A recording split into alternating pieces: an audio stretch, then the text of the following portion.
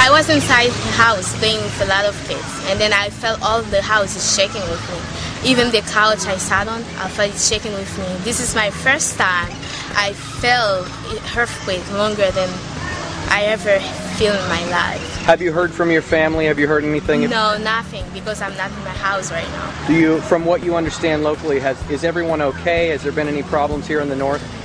In the north, maybe, but I don't know because I haven't seen anybody. Okay. We basically operate a mission house in Pessionville, Haiti, Norwich Mission House. And we got word late this afternoon that there had been at least a partial collapse of our mission house, and our acting director and one of our consultants were trapped in the first floor office. And as far as we know, they're still there. We haven't heard any news since about 8 o'clock tonight. All right, can you describe for us a little bit about where the mission house is and what it was built like? Was it a small building? No, the mission house actually is really a very substantial home. It was a private home before we took it over for our operations.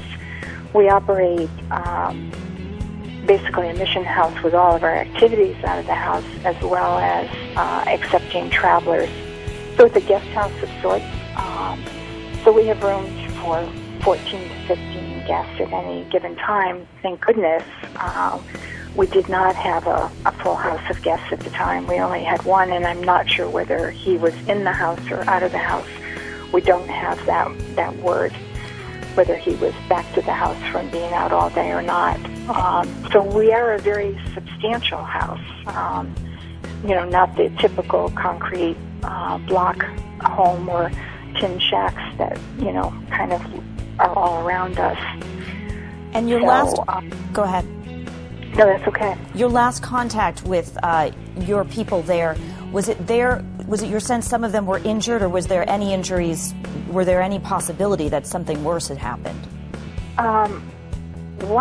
We had a partner in Jeremy, Haiti, which is a distance from Port-au-Prince, who was able to Skype into the mission house to see if everyone was okay.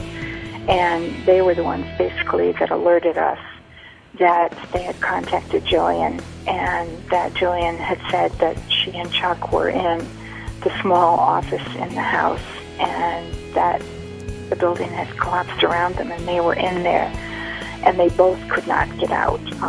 Jill said she had some type of a leg injury, and didn't state about anything specific about Chuck, other than neither one of them, it appeared that they were pinned under wreckage.